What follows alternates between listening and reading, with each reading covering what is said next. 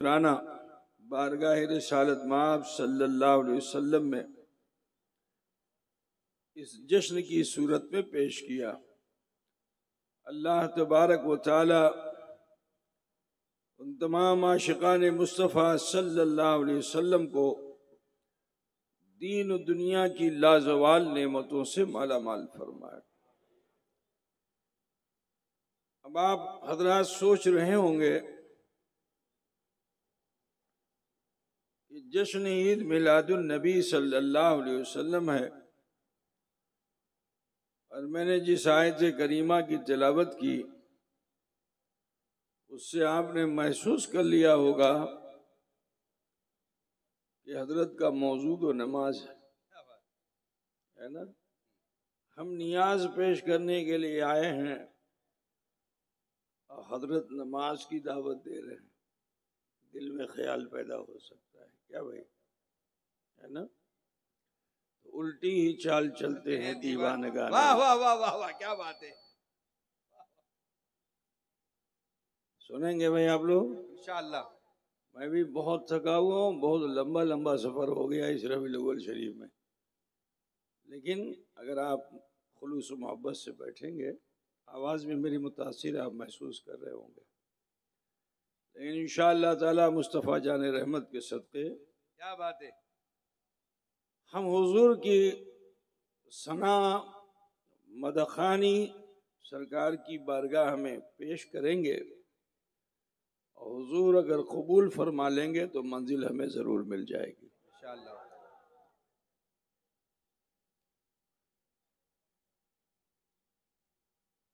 जिस आयत करीमा की मैंने तिलावत की, अल्लाह रब्बुल इज़्ज़त इरशाद फरमाता है अक़ीमुस्सलात। जिस वक्त ये आयत करीमा नाजिल हुई थी उस वक्त 8 या 9 अफराद मुसलमान हुए थे, जिनमें एक हजरत मौलाए कायनात मुश्किल कुशा करमल्लाहु वजहुल करीम, जो उन सब में उम्र में कम थे। आपकी उम्र भी 8 या 9 साल की थी।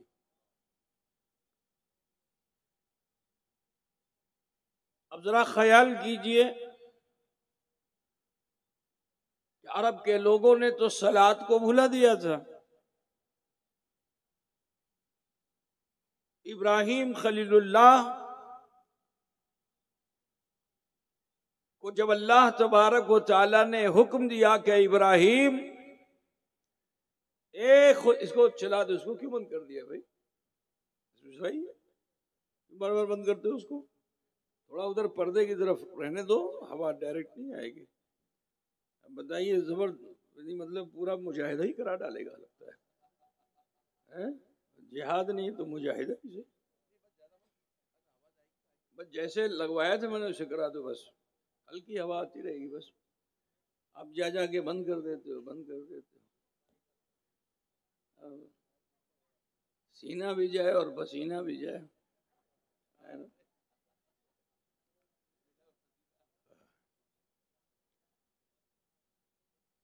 तो सुनिए आप, हजरत इब्राहिम खलीलुल्लाह जो जद्दे जनाबे मोहम्मदुर रसूलुल्लाह हैं, इनको अल्लाह ताला ने तो हुक्म दिया कि काबे की तामीर करो और उस जगह पे करो जहां आदम अलैहिस्सलाम ने काबा बनाया था। आदम अलैहिस्सलाम के हाथों का बना पानी में घुल मिल गया था। हाँ, जहां काबा है वहां एक चौकोर सा हिस्सा मिट्टी का तूदा मौजूद था, निशान बाकी था। इब्राहिम खलीलुल्लाह तशरीफ लाए और आपने काबा बनाया इस्माइल ज़बीहुल्लाह के साथ। जब काबा बन गया तो इब्राहिम खलीलुल्लाह ने कुछ दुआएं की थी अल्लाह की बारगाह में, कुरान में उसका जिक्र है। इब्राहिम खलीलुल्लाह ने एक दुआ तो ये की कि अल्लाह यहां ऐसी कौम बसा दे, ऐसे लोगों को आबाद कर दे जो काबे का एहतराम करें, काबे का तवाफ करें और नमाज पढ़ें। उसके बाद फिर दुआ क्या की कि जो कौम आबाद हो उसमें ऐसे रसूल को भेज दे कि जो इस खाने काबा की हिफाजत करने वाला। क्या बात है, सुभान अल्लाह सुभान अल्लाह। रब्बना वबअस फीहिम रसूला, अल्लाह इन्हीं में से, जो कौम यहां आबाद हो इन्हीं में से ऐसे रसूल को मबूस फरमा जो काबे की हिफाजत करने वाला। ख्याल फरमाइए मुसलमानों कि कौम बसी, बस्तियां बस गईं, कबीले आबाद हो गए। इब्राहिम अलैहिस्सलाम के सब उम्मती, सब उनके फॉलोअर जो बुतों को पूजने वाले नहीं थे, एक खुदा की बंदगी करने वाले ये बराहीमी थे। लेकिन अजीजों, हजरत इब्राहिम खलीलुल्लाह की एक नस्ल में बहुत नबी हुए। हजरत ईसाक अलैहिस्सलाम से बहुत नबी हुए, लेकिन इस्माइल ज़बीहुल्लाह से कोई नबी नहीं हुआ। यहां तक के जनाबे मोहम्मद रसूलुल्लाह नबी आखिरुज़्ज़मा बनकर हजरत इस्माइल ज़बीहुल्लाह की औलाद में हुए। ठीक है भाई। तो ये जो 3500 साल का अरसा गुजरा, इसमें कोई ना उनका रहनुमा, उनका ना कोई प्रीचर, ना उनके दरमियान कोई पैगंबर। तो 3500 साल तक ये मजहब में इतने मजबूत थे। आप सोचिए कि हजरत मूसा अलैहिस्सलाम जैसी जलील कद्र जात और उस मजहब का प्रचार मक्के तक हुआ। हवारी आए और उन्होंने आके मक्के के बाशियों से कहा कि ये मजहब कबूल कर लो। दाऊद अलैहिस्सलाम के मानने वाले आए, कहा मजहब कबूल कर लो। सुलेमान अलैहिस्सलाम के मानने वाले आए, कहा मजहब कबूल कर लो। हत्ता कि ईसा अलैहिस्सलाम के मानने वाले आए, कहा मजहब कबूल कर लो। कहा हमें किसी मजहब में नहीं जाना है, हम बहुत टनाटन हैं। समझ रहे हो ना, तुम्हारे हिसाब से बोल रहा हूं। हम बहुत टनाटन हैं, बराहीमी है, किसी धर्म को, किसी मजहब को हम कबूल नहीं करेंगे। बोलिए उनका मजहब कितना पुख्ता था, है ना भाई।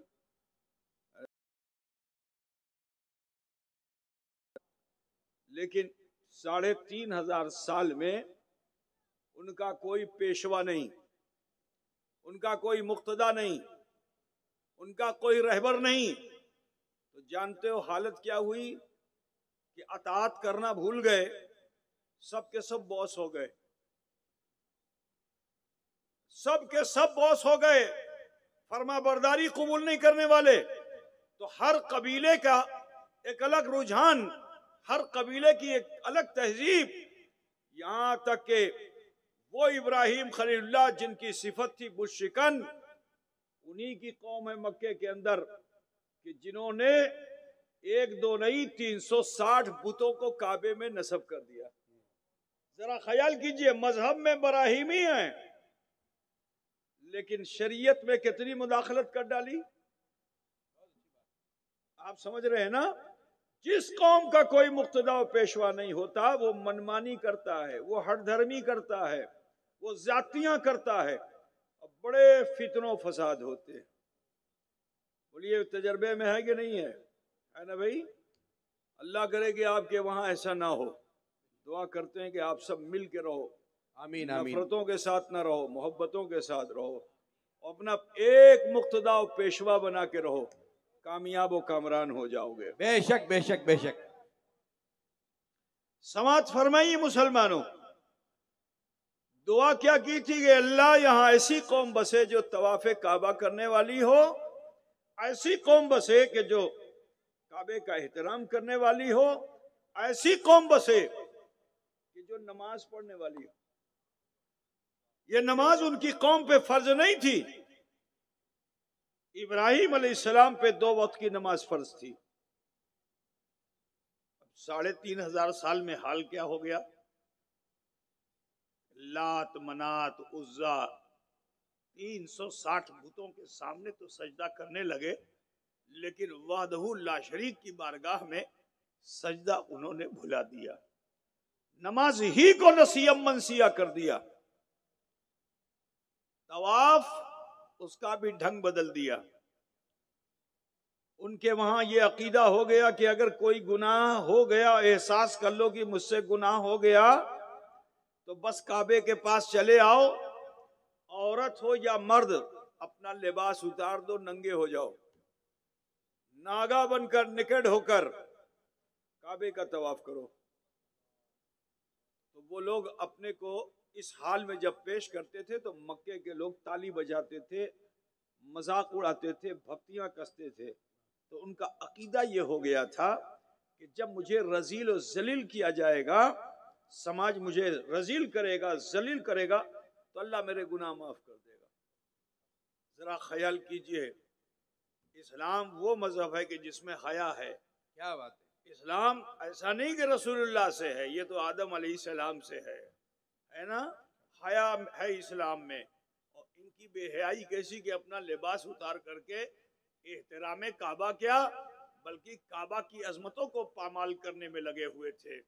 ये मक्के के लोग वो थे कि जिनका आलम ये था कि अगर अब्बा का इंतकाल हो गया, अब्बा बोलते हैं ना आप लोग, हाँ। वालिद का इंतकाल हो गया, तो जो सौतेली माएँ हुआ करती थी उनको बड़े बेटे के हवाले कर दिया जाता था, और वो बेटा उन्हें माँ समझ के नहीं रखता था, रखेल बना के रखता था। जरा ख्याल कीजिए कितनी गंदी तहजीब थी उस मक्के की कि जहां कोई खुदा न खास्ता बेवा हो गया तो उसके केश को मुड़वा करके, बाल मुड़वा करके उसको मनहूस समझा जाता था और कोठरी में बंद कर दिया जाता था कि अब तुम जीवन भर किसी को देख नहीं सकती हो और कोई तुम्हें नहीं देख सकता है। मेरे अजीज, बच्ची पैदा हो जाए तो बड़े शर्म की बात, जैसे ही बाप को मालूम होता था बच्ची को उठाता था रात के अंधेरे में कि कोई जाने ना कि मेरे घर बच्ची पैदा हुई, और ले जाकर कब्रिस्तान में जिंदा दफन करके चला आता था। ऐसी गैर मुहज्जब तहजीब। थोड़ा माइक को सही करो भाई, क्या है। अजीजान गिरामी, ख्याल फरमाइए, 3,500 साल तक कौम उसी तरह जिंदगी गुजारती रही। इतना गैर मुहज्जब और प्रागंदा माहौल था कि एक मेंढ के लिए सैकड़ों साल की जंग होती थी। सही है। एक मेंढ के लिए, खेत की आल के लिए, क्या बोलते हैं आपके वहां, बंटवारा होता है ना, क्या बोलते हैं उसको, क्या, पाली, आल नहीं पाल, कहीं आल बोलते हैं कहीं पाल बोलते हैं। बताइए, इंसानों में बड़ा इख्तिलाफ, जबान में भी इख्तिलाफ है ना। पाल समझ गए ना, कि अगर किसी का फावड़ा लग गया, थोड़ा सा भी कुदाल लग गई, थोड़ी सी इतनी सी भी मिट्टी कट गई 1 सेंटीमीटर, लड़ाई लाजमी थी। और अगर एक ने दूसरे को कत्ल कर दिया तो अब मेंढ को कोई नहीं याद करता था, अब तो ये इस कबीले ने मेरे बेटे को मारा, इस कबीले ने मेरे बाप को मारा, नस्लन बादा नस्लिन ये सिलसिला चलता रहता था। वो उसको मारता था, ये इसको मारता था। आज थोड़ा सा हमें भी सोचना पड़ेगा, क्या हम दौरे जहालत में तो नहीं चले गए। हमें सोचना पड़ेगा कि हमारी हालत क्या है, हमारी कैफियत क्या है, क्या हम दौरे जहालत में चले गए। आज मुसलमान की तहजीब हिंदुस्तान में ही नहीं दुनिया में ऐसी ही दिखाई दे रही है। जो मैं एक नक्शा खींच रहा हूं दौरे जहालत का, वो दौरे जदीद में आज के इस जमाने में भी कि जो शिक्षित समाज है, कल्चर्ड समाज है, और इसमें भी ऐसे हालात मुसलमानों में पाए जाते हैं। अल्लाह करे कि हम दीन मुस्तफ़ा पर इस्तिकामत हासिल कर लें। बिरादरान मिल्लत, ख्याल फरमाइए आप, हालत ये थी कि कुछ तो खून का माहौल था, और जानते हो रोजी रोटी कमाने के लिए बड़े उल्टे सीधे रास्ते थे। चौपड़, चौपड़ समझते हो? हमारे राजस्थानी का जुआ है ये, राजा महाराजा उसको खेलते थे। एक पट्टी ऐसे, एक पट्टी ऐसे, और उसी पट्टी के ऊपर पासा फेंका जाता था, और उस पासे में जो नंबर आ गया उसी नंबर पे जीत हार, है ना। ये अरब में होता था, जुआ खेलते थे, अपने घर का घर लुटा डालते थे, सिर्फ शान बाकी रहे, शान बाकी रहे। ये हालत थी। अजीजो आलम ये था कि मेहनत और पसीने से कमाई हासिल करना ये मिजाज नहीं था। रात के अंधेरे में घात लगा के बैठते थे कि कोई काफिला इधर से गुजरेगा तो हम उसे लूटेंगे, और तो घात लगा लगा के बैठे रहते थे। जब कोई काफिला उधर से गुजरता था तो उसे लूटते थे, उनके माल को लूट लेते थे, और उसके बाद जब दो चार को कत्ल कर लेते थे तो अपनी हथियार को उठा करके नाचते थे, फख्र करते थे कि आज हमने बड़ी बहादुरी का जौहर पेश किया है। मक्के के लोग ऐसे हो चुके थे। बिरादरान इस्लाम, बड़ी ही गैर मुहज्जब और प्रागंदा तहजीब थी।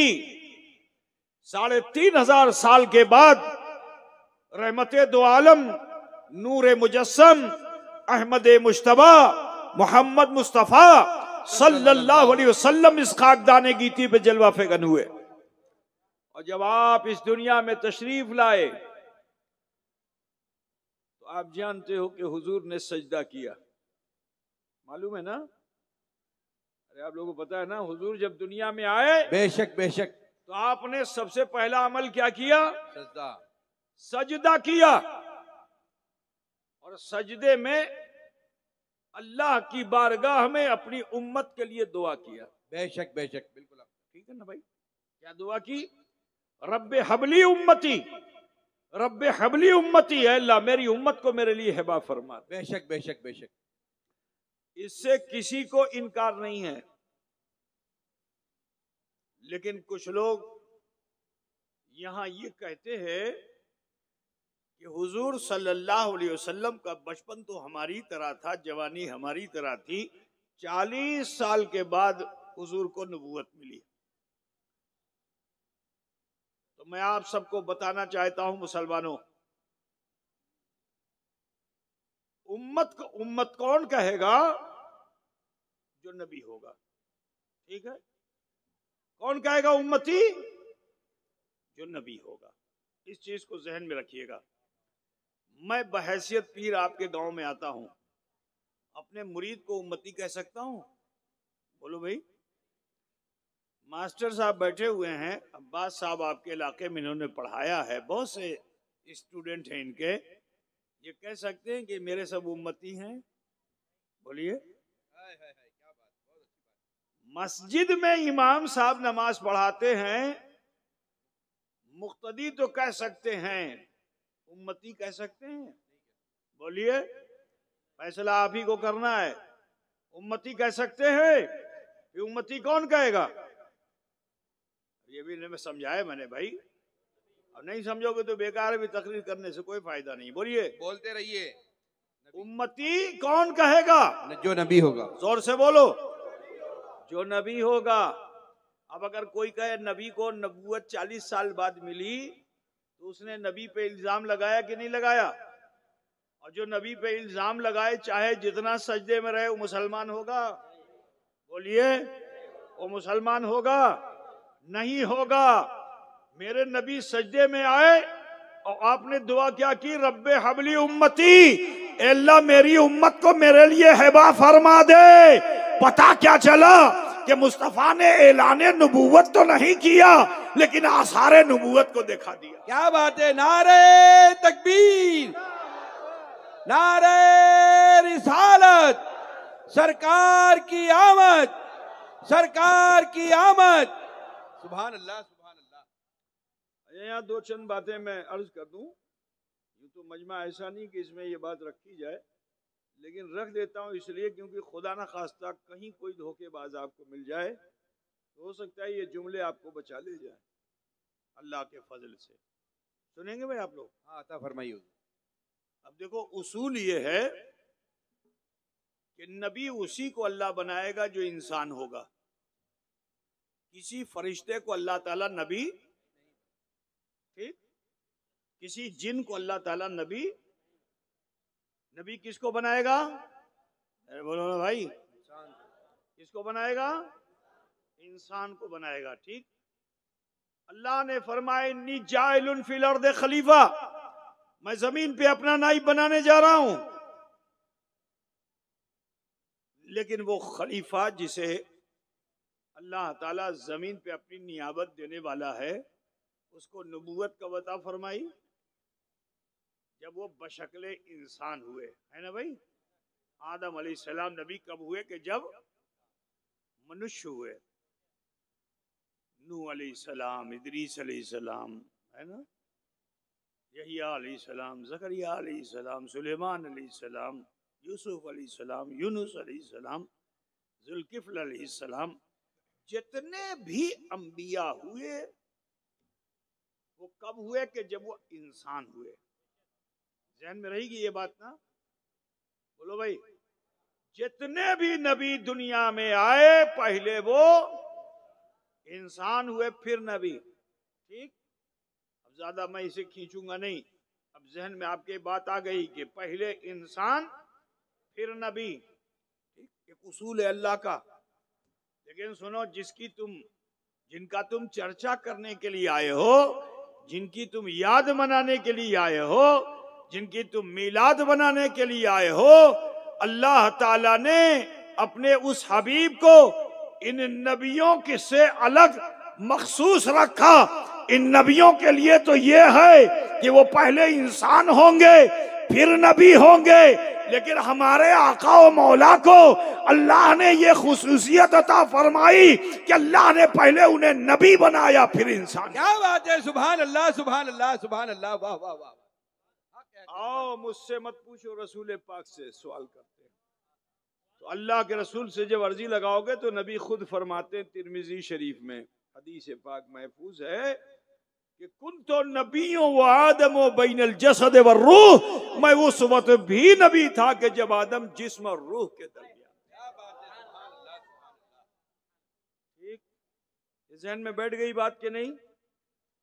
बैठ गई ना? अब कोई आपको धोखा देगा कि हुजूर जिनका नाम मोहम्मद याली है वो किसी चीज का अख्तियार नहीं रखता। अगर कोई ऐसा बोले तो समझा देना कि मुस्तफ़ा ऐसे मुख्तार हैं कि वो अपनी नबूवत के लिए बशरियत के भी मोहताज नहीं है, अल्लाह ने उन्हें ऐसा मुख्तार बनाया है। बात है। सुभान अल्लाह, सुभान अल्लाह। ठीक है, अब आओ मैं आपको बताना चाहता हूं। लोग कहते हैं कि अगर नबी थे, बचपन में जब हुजूर पैदा हुए थे नबी थे, तो हुजूर को ऐलान कर देना चाहिए था। ईसा अलैहिस्सलाम ने अपनी माँ की गोद में ऐलान नबूवत किया, कुरान में है। ईसा अलैहिस्सलाम पैदा हुए तो समाज ने जो है हजरत मरियम को बुरा भला कहना चाहा, ठीक है ना। तो अभी कोई वो बदकलामी करते कि हजरत ईसा अलैहिस्सलाम बोल पड़े, बेशक बेशक, मेरी माँ की बारगाह में खता मत करना, ये बड़ी पाकीज़ा हैं, ये अफीफा हैं, ये तैयबा हैं, ये ताहिरा हैं। और सुनो, मुझे भी हल्का मत जानना, क्या बात, मुझे भी हल्का मत जानना। मैं इनका बेटा तो जरूर हूँ, लेकिन अल्लाह ने मुझे नबूवत का ताज मेरे सर पे रखा है। बेशक बेशक बेशक बेशक। एक खुदा की बंदगी करो, उसकी तरफ से भेजा हुआ रसूल। क्या बात है। वाह वाह वाह। रसूल पाक को भी ऐलान नबूवत फरमा देना चाहिए था, मगर मेरे नबी ने ऐलान नबूवत नहीं फरमाया।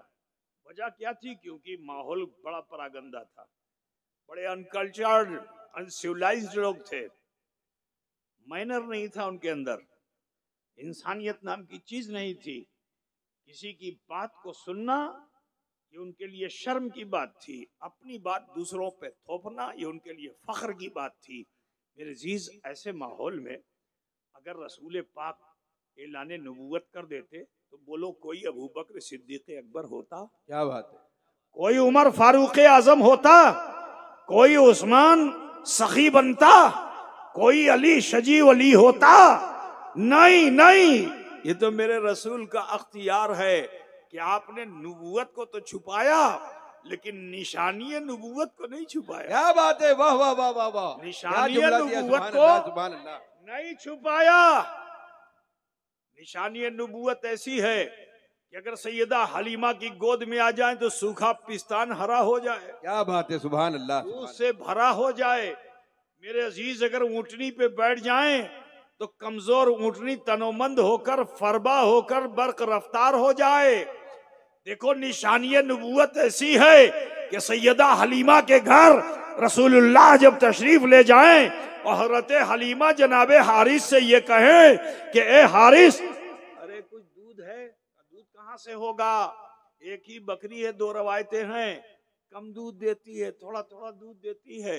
दूसरी रवायत ये है कि वो बांझ है, दूध देती ही नहीं है। तो हजरत हलीमा ने कहा, मक्के से लेके यहाँ तक कबीले बनु साद तक जो निशानियां तुमने देखी हैं, उसके बावजूद तुम्हारा ये ख्याल है, मेरा यकीन ये कहता है कि जाओ बकरी के थन पे हाथ रखो, दूध वहां से मिलेगा। क्या बात है, सुभान अल्लाह सुभान अल्लाह सुभान अल्लाह। क्योंकि हमारे साथ तो रहमत वाला भी है और बरकत वाला भी है। अजीजाने गिरामी, ख्याल कीजिए, हजरत जनाब हारिस गए और जाने हुआ जैसे ही थन पे हाथ रखा, थन बढ़ गया, दूध से भर गया। आलम ये कि फिर दूध से फव्वारे निकलने लगे। अल्लाह अकबर, अल्लाह। हजरत हारिस जनाब हारिस एक प्याला लेके गए थे, वो भर गया तो कहते अरे दूध बहुत निकल रहा है, दूसरा लाओ। अब दूसरा प्याला तो तीसरा प्याला तो चौथा प्याला, घर में जितने बर्तन थे सब भर गए, सब भर गए। वो रहमत है कि नहीं है? बेशक है, बेशक। मगर मेरे नबी ने ऐलान नबूवत नहीं फरमाया। आओ सुनो, मैं तुम्हें बताता चलूं कि रसूलुल्लाह सल्लल्लाहु अलैहि वसल्लम के ताल्लुक से हजरत हलीमा से मरवी हदीस है कि आप फरमाती हैं कि जब मैं रसूल पाक को लेके आई घर अपने, तो फिर मैंने अपने चिराग में तेल नहीं डाला, मैंने अपने चिराग को जलाया भी नहीं। वाह वाह वाह वाह वाह, सुभान अल्लाह। चिराग जलाया भी नहीं। सोचो, तकरीबन 6 साल के करीब अल्लाह के रसूल सल्लल्लाहु अलैहि वसल्लम हजरत हलीमा के घर थे। 6 साल तक उनके घर में चिराग जला नहीं। हजरत हलीमा फरमाती हैं कि मुझे चिराग जलाने की जरूरत नहीं होती थी, जैसे ही सूरज डूबता था नबी रहमत के जिस्म अतहार से नूर की किरणें ऐसा फूटती थी कि मेरा घर बुक्काए नूर हो जाए। सुभान अल्लाह। नारे तकबीर, नारे रिसालत, सरकार की आमद, सरकार की आमद, औलादे गौसे आजम जिंदाबाद जिंदाबाद। सुभान अल्लाह सुभान अल्लाह। बोलो, निशानी नबूवत है ना? ऐलान नबूवत नहीं फरमाया। 4 साल 4 माह 4 दिन के मेरे रसूल हुए। ए सिंधियों के खड़े के मुसलमानों, सिर्फ धंधे पानी में मत लगो और अपने बच्चों को फौरन मत लगा दो। तालीम बहुत जरूरी है। नबी के आशिक हो तो खुद भी इल्म हासिल करो, अपने बच्चों को भी इल्म दीन से आरास्ता करो। मेरे नबी की सबसे ज्यादा खुशी चंद चीजों में है। गुलाम कोई आजाद करा दे तो नबी खुश, ठीक है ना? तालीम को कोई फरोग दे दे तो नबी खुश। सिर्फ खिचड़े और मलीदे से नबी नहीं खुश होंगे। सिंधियों के खेड़े के मुसलमानों, जरूरत इस चीज की है कि खुद भी इल्म हासिल करो, अपने बच्चों को भी इल्म से आरास्ता पैरास्ता करो। जहालत के दौर में मत रहो, समाज की जाहिलियत को खत्म करो और मुहज्जब बनने की कोशिश करो। ठीक है, रसूलुल्लाह ने जो दीन दिया उस दीन पे कायम हो जाओगे ना, तो दुनिया भी तुम्हारी अच्छी होगी और आखिरत भी बेहतर हो जाएगी। तुम दुनिया में भी झगड़ते हो और दीन में भी झगड़ते हो। ये झगड़े करने बंद कर दो, आपस में सिला रहम बन जाओ। रसूलुल्लाह इसीलिए आए थे ताकि इंसान को इंसानियत का दर्स दे दे, मानव को मानवता का सबक दे दें। तो आज अफसोस है कि मुसलमान जहां बसता है मोहब्बतें वहां से बहुत दूर हो जाती हैं, मोहब्बतें बहुत दूर हो जाती हैं। तो ए मुसलमानों, आपसे कहना है अपनी इस ईगो को, इस अना को मिटाओ, सिला रहम बनो। चाहते हो कि मुस्तफा तुमसे राजी हो जाए तो हार फूल और खिचड़े और मलीदे और फातिया करके तुम नबी को खुश कर लोगे? मेरे नबी बदलोगे जब तुम अपना मुआशरा बदलोगे, जब तुम अपना कल्चर बदलोगे, अपनी मर्जी पे नहीं मुस्तफा की मर्जी पे जीना सीख लोगे, तो दुनिया भी अच्छी हो जाएगी और आखिरत भी अच्छी। क्या बात है, वाह वाह वाह वाह, सुभान अल्लाह, बहुत अच्छा पैगाम। मुसलमानों ख्याल कीजिए, मेरे जुमलों पे अगर गिरा लगा लोगे, इंशाअल्लाह दुनिया भी अच्छी हो जाएगी, आखिरत भी बेहतर हो जाएगी। सुनो, 4 साल 4 माह 4 दिन के मेरे नबी हुए और लोग कहते हैं हुजूर बकरी चराते थे। अल्लाह ने मना कर दिया कि हुजूर को चरवाहा मत कहो। जब मदीने गए तो यहूदी मजाक उड़ाते थे, यहूदी मजाक उड़ाते थे, क्योंकि सहाबा किराम जब हुजूर के खिताब को सुनते थे समझ में नहीं आता था तो कहते थे या रसूल अल्लाह रायना, अल्लाह के रसूल हमारी रियायत फरमाइए, हमें देखिए। ठीक है ना, हमें देखिए। तो यहूदियों ने जब सुना तो उसके दूसरे मानी की तरफ आ गए। अरबी जबान बड़ी वसी, अभी मैं बताऊंगा आपको, बड़ी वसी जबान, एक एक शब्द के कई कई माना निकलते हैं। तो सुनो, जब साहबा ने कहना शुरू किया या रसूल अल्लाह रायना, तो यहूदी ने माना बदल करके वो भी बोलने लगे या मोहम्मद रायना। क्या बोलो, सहाबी भी बोल रहा है और इधर यहूदी भी बोल रहा है। दोनों के शब्द एक हैं मगर नीयत खराब है। नीयत क्या है? खराब है। एक की नीयत अच्छी, दूसरे की नीयत खराब। तो कोई अच्छा जुमला बोल करके भी दिल में बुरा ख्याल करे तो अल्लाह ताला उस अच्छे जुमले को भी रखने नहीं देता, रहने नहीं देता। अल्लाह ताला कुरान में फरमाता है ला तकुल राइना बल कुलू उन्जुरना, कि अब तुम यहूदी के दिल में यह है कि इस राइना का माना वो बदल रहा है। तो अल्लाह ने पैगाम दे दिया उम्मत को कि अब राइना शब्द बोलना भी नहीं, जब बोलना तो यह कहना कि मुस्तफा हम पे नजरे करम फरमा। अल्लाह अकबर, अल्लाह अकबर, अल्लाह अकबर, क्या शान है नबी की, सुभान अल्लाह। समझ रहे हैं ना भाई मेरे? 4 साल 4 माह 4 दिन के हुए मेरे नबी। बकरियां चराने नहीं गए थे, अपने रजाई भाई अब्दुल्ला के साथ जो बकरियां लेके गए थे, हुजूर भी उनके साथ गए थे, हुजूर भी उनके साथ गए थे। अब जो पहाड़ पे पहुंचे तो अल्लाह के हुक्म से फरिश्तों की जमात आ गई और फरिश्तों की जमात ने में जो थे वो सरदार मलाइका मकीन सिदरा जिब्रील अमीन भी थे।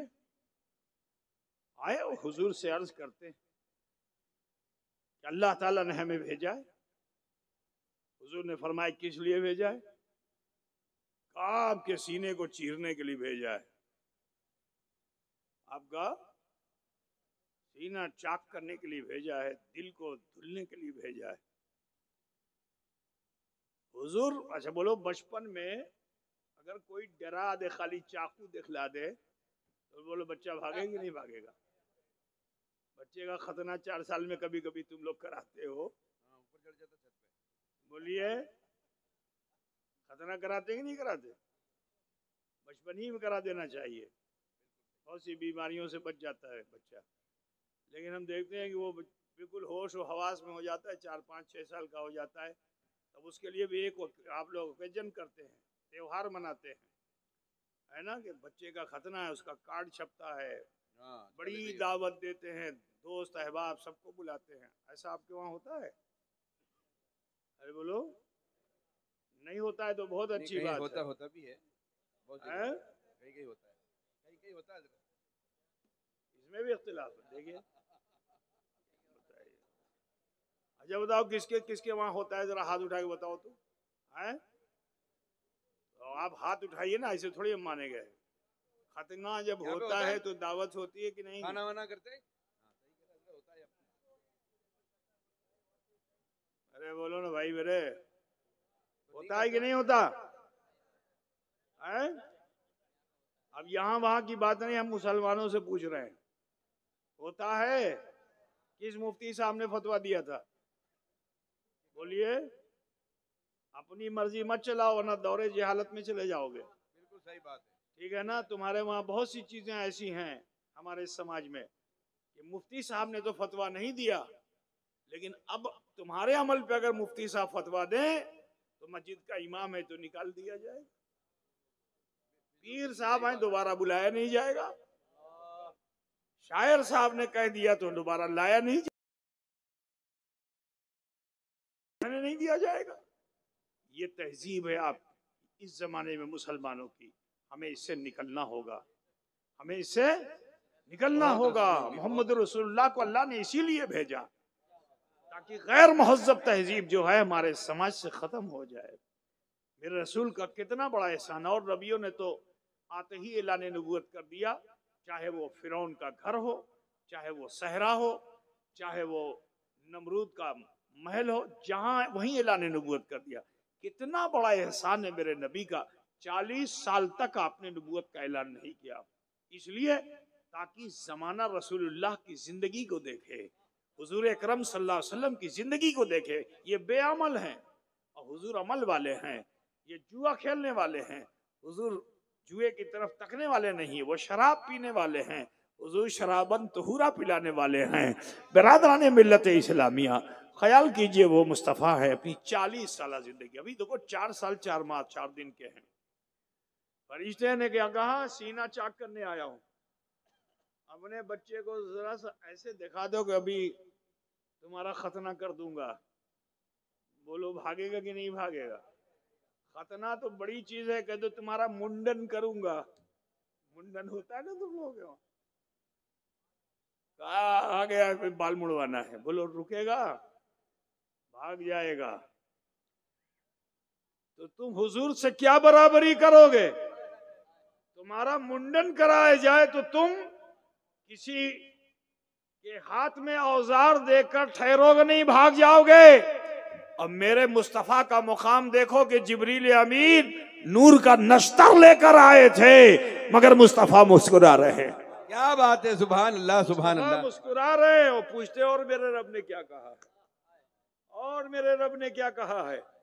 यहां तक के चट्टान पे लिटा दिए गए, सीना चाक किया गया, दिल निकाला गया, नूर के तश्त में रखा गया, जमजम से गुसाला दिया गया, ये सब हो रहा है। बोलो अगर तुम्हारा हो तो होश में रहोगे, कलाम कर पाओगे? कलाम तो बड़ी चीज है, सलाम भी नहीं कर पाओगे, ठीक है ना? लेकिन मेरे नबी हैं, दिल बाहर निकला हुआ है, मगर मुस्तफ़ा हैं जो जिब्रील से कलाम किए जा रहे हैं कि और मेरे रब ने क्या कहा है, और मेरे रब ने क्या कहा है, और मेरे रब ने क्या कहा है। बताओ ए इंसानों, तुम्हारा दिल तुम्हारे सीने से निकाल दिया जाए तो तुम मुर्दा हो। अरे जिस नबी को तुम मुर्दा कहते हो, जब उसका बचपन मुर्दा नहीं तो बचपन कैसे मुर्दा होगा? बिरादरान मिल्लत इस्लामिया, ख्याल कीजिए दिल निकला हुआ है, नबी कलाम कर रहे हैं। मालूम क्या हुआ कि हर इंसान अपने दिल का मोहताज है।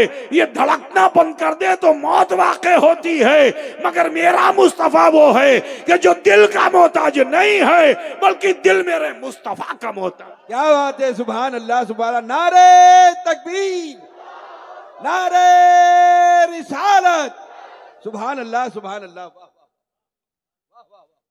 समझ में बात आ रही है ना भाई आप लोगों के? बढ़िया।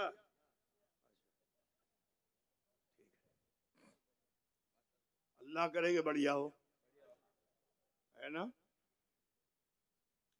हाँ, बुढ़िया ना हो, बढ़िया हो, है ना? ख्याल फरमाइए, जब सीना चाक हुआ तो रजाई भाई ने देखा कि कोई हुजूर का सीना चाक कर रहा है।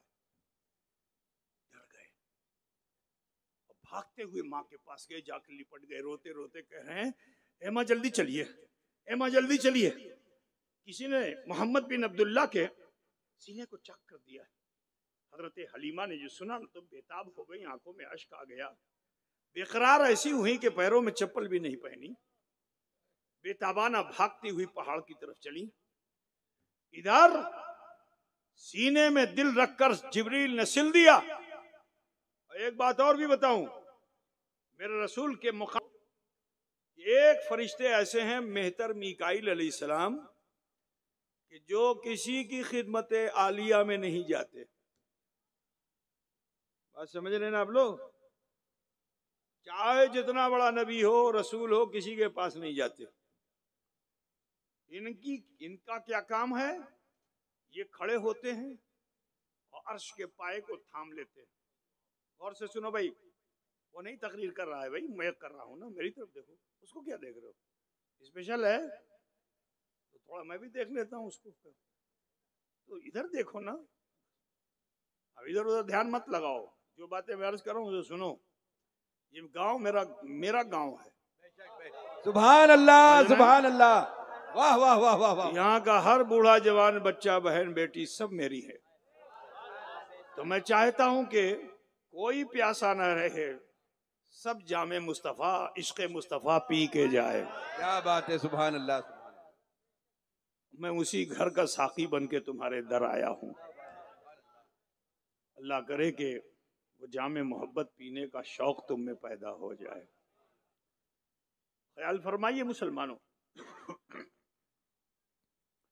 तो हजरत मीकाईल किसी की सेवा में नहीं, इनकी सेवा क्या है? ये अर्श के पाए को थाम के खड़े रहते। वो अर्श जिस पे अल्लाह ताला अपनी शान के लायक मुतमक्किन होता है। तो यूं कह लो कि वो खिदमत इलाहिया में रहते हैं।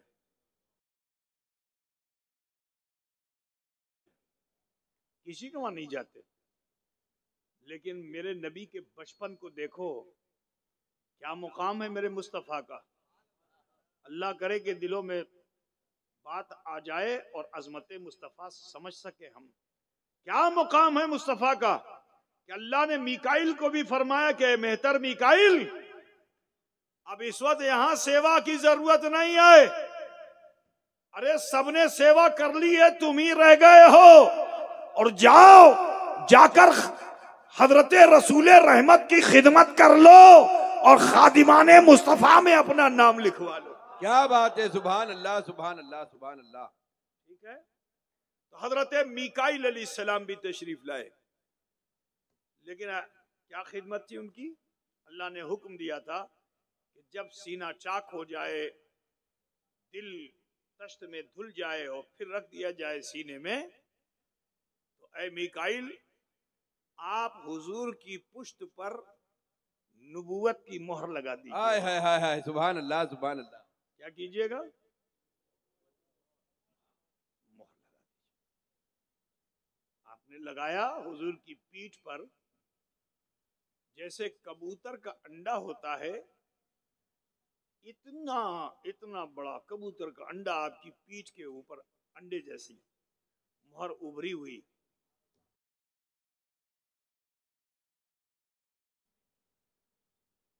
यहां एक सवाल है, उन लोगों से जो कहते हैं 40 साल बाद नबूवत मिली। ये बताओ कि ये जो गांव है सिंधियों का खेड़ा, तो यहाँ कोई पंचायत वगैरह है? हाँ। कोई पंचायत होती कि नहीं होती? तो मिंबर उम्बर कोई बनता है? नहीं बनता? बनता है ना, कोई बनता है, मिंबर बनता होगा, पार्षद बनता होगा, है ना, प्रधान बनता है, क्या बनता है, प्रधान, सरपंच बनता होगा, वही बनता होगा। अब जो बनेगा उसके पास मोहर होगी कि नहीं होगी? अब अगर नहीं है तो अब मोहर रखे। कोई अगर सरपंच ना हो और मोहर रखे तो बोलो समाज उसकी इज्जत करेगा? अब सरपंच नहीं, मोहर वापस। सरपंच हो तो मोहर जैसे ही सरपंची खत्म, मोहर वापस। अब अगर रखे रहा कोई और कहीं खुदा न खास्ता 2-4 जगह उल्टी सीधी जगहों पे ठप्पे लगा दिए उसने, तो फिर क्या होगा? उसे 420 लग जाएगा। 24 नहीं, क्या लगेगा? 420 लग जाएगा, फौरन। समझ गए ना आप लोग? मालूम क्या, मनसब है तो मोहर है, मनसब नहीं तो मोहर नहीं। ठीक, तो जो लोग कहते हैं 40 साल बाद नबूवत मिली, तो उनको समझा पाओगे? नबी को मोहर कब मिली? अरे बोलो भाई, 4 साल 4 माह 4 दिन, ये याद रखो। कितना? 4 साल 4 माह 4 दिन के मेरे नबी थे, तो अल्लाह ने उनको मोहर नबूवत अता फरमा दी। अब जो लोग ये कहते हैं 40 साल बाद नबूवत मिली, तो मेरे नबी पे इल्जाम लगा रहे हैं कि नहीं लगा रहे? अब जो नबी पे इल्जाम लगाए वो क्या होगा? बोलो भाई जोर से। नबी पे तोहमत और इल्जाम लगाने वाला मोमिन होगा? बोलो भाई, नहीं होगा ना। समझ गए ना भाई? हुजूर ने ऐलान नबूवत किया क्यों नहीं? हजरत हलीमा जब आई थी तो आके लिपटा लिया उन्होंने, मेरे लाल तुम्हें कुछ हुआ तो नहीं? कुछ देर तक रसूल पाक अपनी माँ के छाती से लगे रहे। जब माँ की आंखों के आंसू कुछ ठंडे हुए तो आप जुदा हुए और फरमाते, नहीं माँ, मुझे कोई तकलीफ नहीं हुई।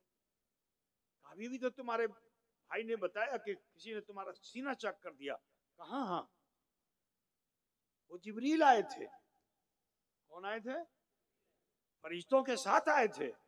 अल्लाह के हुक्म से मेरा सीना चाक किया। ये माँ देखो, सीने को खोल के दिखा दिया, निशान बाकी था। और फिर फरमाते हैं कि इसी पे बस नहीं माँ, मीकाईल अलैहिस्सलाम भी आए थे, उन्होंने मेरी पुश्त पर मोहर लगा दी है। अल्लाह अकबर, अल्लाह अकबर, अल्लाह। और कुर्ते को उठा करके पीठ भी दिखा दी, सीना भी दिखाया, पीठ भी दिखा दी। तो बोलो, जब नबी ने मोहरे नबूवत दिखा दी थी, तो अगर ऐलान नबूवत कर देते तो कबीले बनु साद तो मुसलमान हो जाता। ये लोग तो बड़े मुहज्जब लोग थे, वो लोग मुसलमान होता कि नहीं होता? लेकिन मेरे रसूल ने ऐलान नबूवत नहीं किया।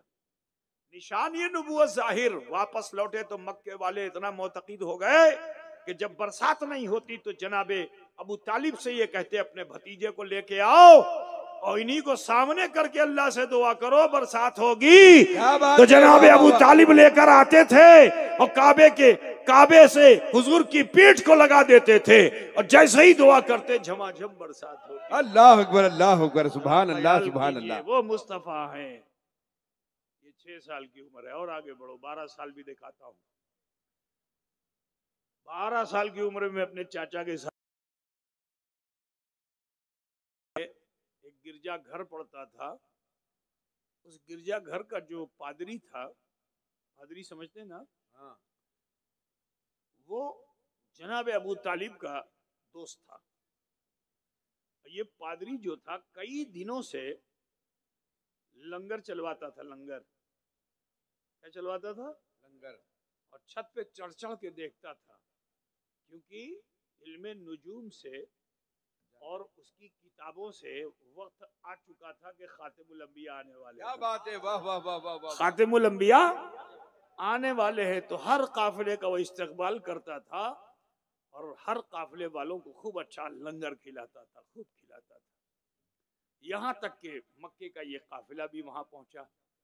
छत पर से उसने जो जनाब अबू तालिब को देखा तो बड़ी तेजी के साथ जीने से नीचे उतरा, वाके जनाब अबू तालिब से मिल गया। और इधर अल्लाह के रसूल सल्लल्लाहु अलैहि वसल्लम है, जब देखा कि चाचा किसी से बहुत महवे गुफ्तगू हैं, तो अल्लाह के रसूल एक पेड़ के नीचे जाके बैठ गए। पेड़ समझते हैं ना आप लोग? बहुत सी जगहों पे नहीं समझते पेड़ भाई, आप समझते हैं ना? पेड़ को पेड़ ही कहते हैं, कुछ और। अच्छा अच्छा। तो जो पेड़ था ना, उसकी भी मेराज हो गई। रसूलुल्लाह आ गए रहमत आलम। तो वो पेड़ की टहनियां जो थी, वो अपनी पूरी ताकत लगा लगा करके और सरकार के कंधे को आती चूमती फिर ऊपर चली जाती।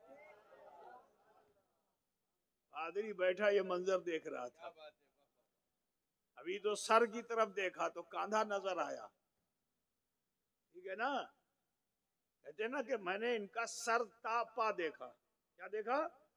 सर तापा देखा। तो सुनो, पादरी ने जो सर की तरफ तवज्जो की तो कांधा नजर आया, और कांधे की ये खूबी कि टहनियां झुक झुक के आती है, मुस्तफा सल्लल्लाहु अलैहि वसल्लम के कांधे को चूमती हैं। अब नजरें और नीचे गई और नीचे गई, यहां तक के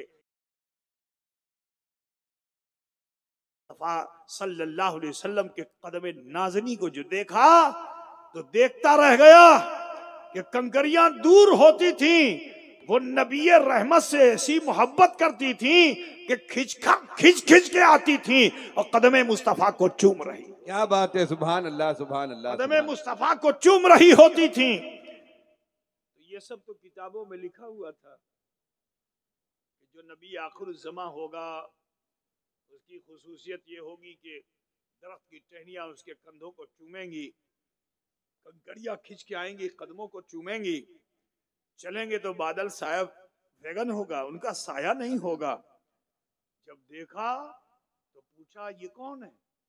मेरे भतीजे हैं। कहा इनको मेरा भतीजा, सिर्फ अपना भतीजा मत जानो, इनकी निशानी बता रही है कि ये खातिमुल अंबिया है। क्या बात है, सुभान अल्लाह। यही खातिमुल अंबिया है। मैं कई रोज से इंतजार कर रहा था, कई रोज से इंतजार कर रहा था, आज आ गए, यही खातिमुल अंबिया है।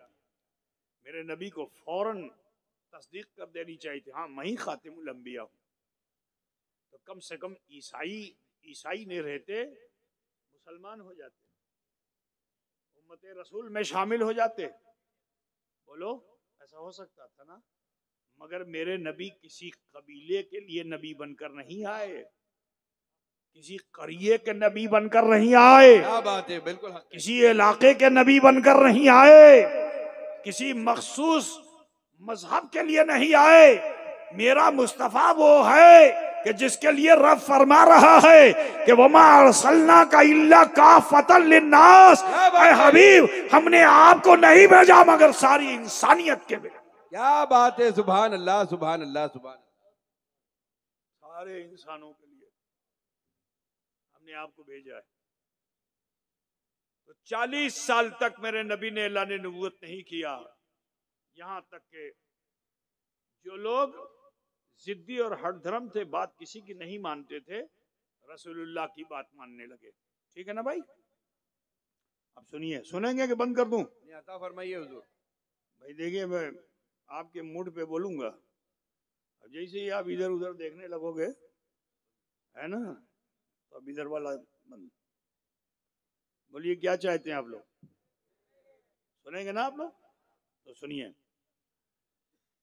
अल्लाह के रसूल सल्लल्लाहु अलैहि वसल्लम है। 40 साल बाद जब इलाए कलिमतुल हक किया, देखो 40 साल तक हुजूर की कोई बात कोई नहीं टालता था, जो नबी कह देते थे सब मानते थे। मैं एक मिसाल दे दूं कि अभी मैंने बताया कि ये लोग रात में लूटते थे काफिले को। मेरे नबी ने राय दी कि देखो भाई ये चीज सही नहीं है। मैं एक छोटी सी मिसाल दे रहा हूं कि उसको किस तरह माना वहां के मक्के के नौजवानों ने। उसे सुनो कि हुजूर ने फरमाया कि ये काफिले को लूटना अच्छी बात नहीं है। मुनासिब यह है कि अगर आप जगना ही चाहते हो तो लूटो नहीं, जो तुम्हारे इलाके में आ जाए उसकी हिफाजत करो। जो तुम्हारे इलाके में आ जाए उसकी हिफाजत करो।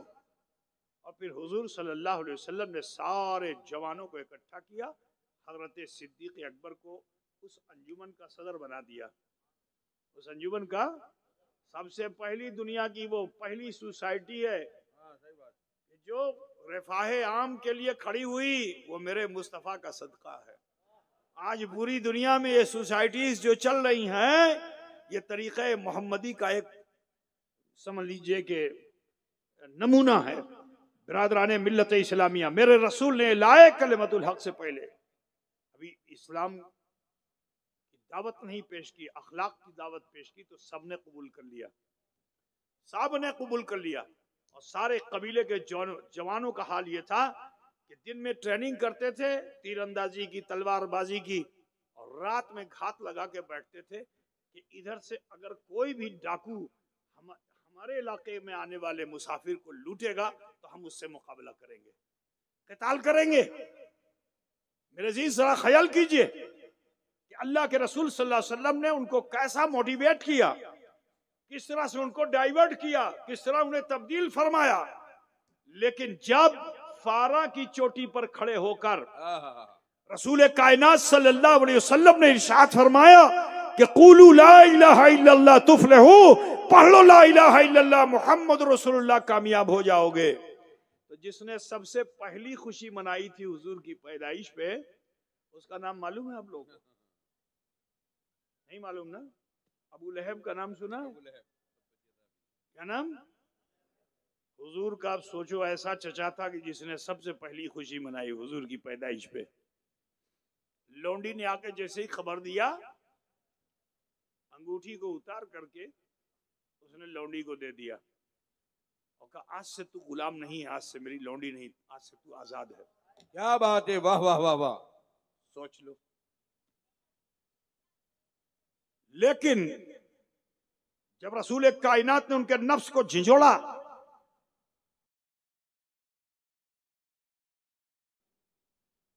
जिसने 40 साल तक हुजूर अकरम सल्लल्लाहु अलैहि वसल्लम के शबो रोज को देखा, लेकिन अफसोस कि अना और मैं एक ऐसी चीज है, इख्तिदार एक ऐसी चीज है कि इंसान की आंखों को अंधा कर देता है। अबू लहब से ज्यादा कौन देखने वाला था? बोलिए। लेकिन वो मुखालिफ इसलिए हुआ क्योंकि वहां जो 360 बातिल खुदा बैठे हुए थे, जिनके सामने 56 भोग आता था। 56 भोग, समझ रहे हो ना? पता नहीं तुम लोग समझते हो नहीं समझते? समझ रहे हो नहीं समझ रहे हो? 56 भोग आता था, सोने चांदी न जाने क्या क्या, हीरे जवाहरात। अगर कबूल कर लूंगा तो ये सब छूट जाएगा। ठीक है, आखिरत को छोड़कर दुनिया को पसंद कर लिया।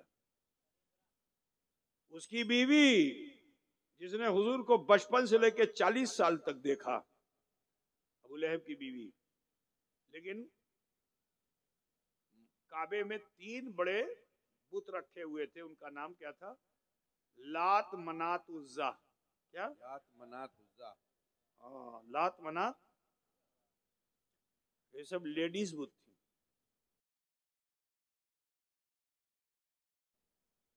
तो नफरत करने लगी कि हमारी देवी देवताओं के बारे में ऐसा बोलते हैं,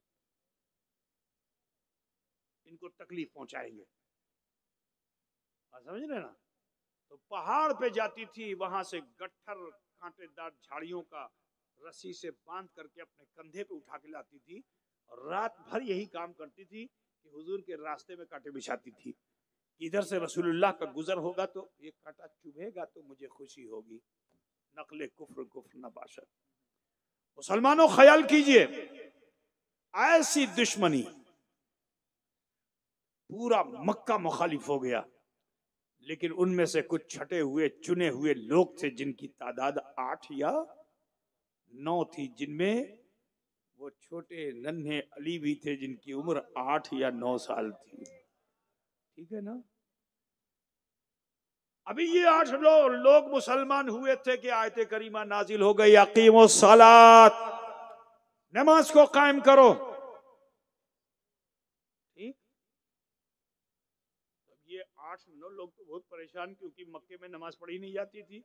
मालूम नहीं था कि क़याम का नाम नमाज है, कि रुकू का नाम नमाज है, कि सजदे का नाम नमाज है, कि कादे का नाम नमाज है, सोने का नाम नमाज है, कि जगने का नाम नमाज है, चलने का नाम नमाज है, कि बैठने का नाम नमाज है। उनको तो ये नहीं पता था, नमाज तो भूले हुए थे। लेकिन वो अरब दां लोग थे, उनको उनकी भाषा बड़ी वसी थी। जैसे मैं आपको बता दूं, हमारे हिंदुस्तान की हिंदी भाषा भी या संस्कृत भाषा भी, ये भी एक लैंग्वेज है। इस लैंग्वेज के अंदर भी अदब पाया जाता है। मैं आपको बता दूं, एक शब्द है कनक। क्या है मालूम है आप लोगों को? कनक का माना क्या होता है? क्या होता है? सोना होता है, और धतूरा नहीं होता। तब बोलो, होता है ना कनक का माना? कनक के सौगुनी माधकता अधिकाय, यह खाए बहुराए वह पाए बहुरा। हम लोगों ने पढ़ा बचपन में, समझ गए आप? यमक अलंकार, हिंदी में उसको क्या बोलते हैं? एक उपमा अलंकार होता है, तो एक यमक अलंकार होता है। अभी सब जमीर जिसको कहते हैं, ठीक। तो आप जानते हैं कि धतूरा और सोना, अब मैं आपसे कहूं कि कनक ले आओ, तो चिंता होगी कि नहीं होगी? बोलो, पीर साहब ने कौन सा कनक मांगा है, तो बोलोगे ना कौन सा, ये या वो, बोलोगे कि नहीं बोलोगे? क्योंकि एक शब्द के दो माना आपको मालूम है।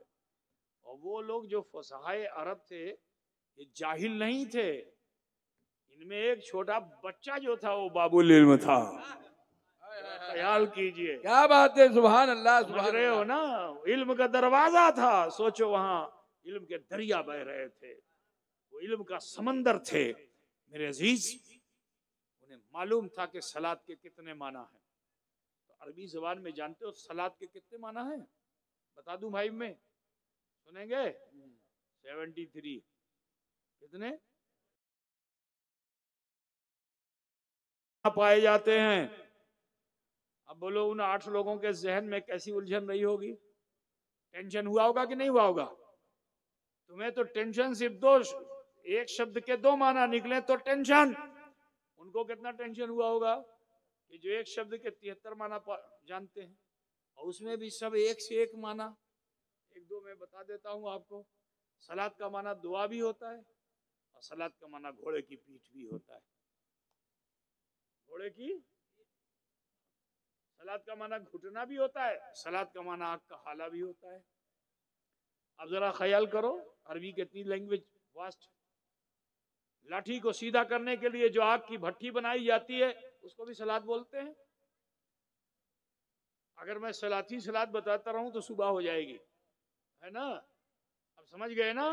तो सहाबा बहुत चिंता में थे। बुखारी शरीफ में है, तो वो सहाबा किराम रसूल पाक की बारगाह में सब बरजस्ता अर्ज करते हैं, आइयो शईन फी सलात सल्ली, ये सलात क्या जिसे हम अदा करें।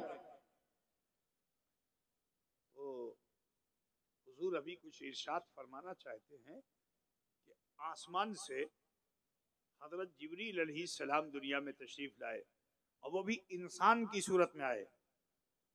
अपनी शक्ल में नहीं आए, मानुष की शक्ल में आए, मनुष्य की शक्ल में। आने के बाद उन्होंने 2 रकात नमाज अदा की।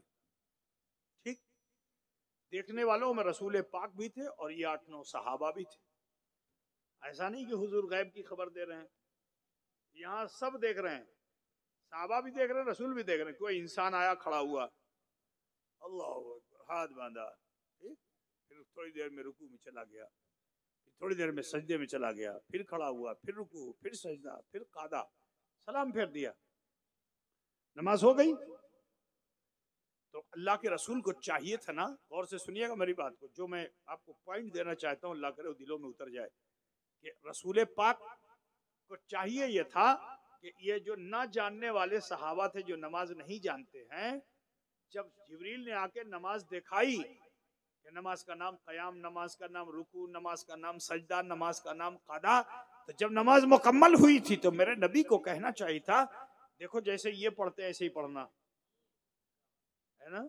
अब देखिए मास्टर अब्बास साहब बैठे हुए हैं और उनके बगल में मौलाना सलाहुद्दीन साहब भी बैठे हुए हैं, है ना। अगर कोई तालिब इल्म स्टूडेंट जिसको इन्होंने सिखा दिया नमाज कैसे पढ़ी जाती है, और कोई आए उसको नहीं मालूम कि नमाज कैसे पढ़ी जाती है, तो ये पूछ ले कि मौलाना बताइए, मास्टर साहब बताइए नमाज कैसे पढ़ी जाती है, तो ये क्या करेंगे? किताब खोल के उसको पढ़ाएंगे?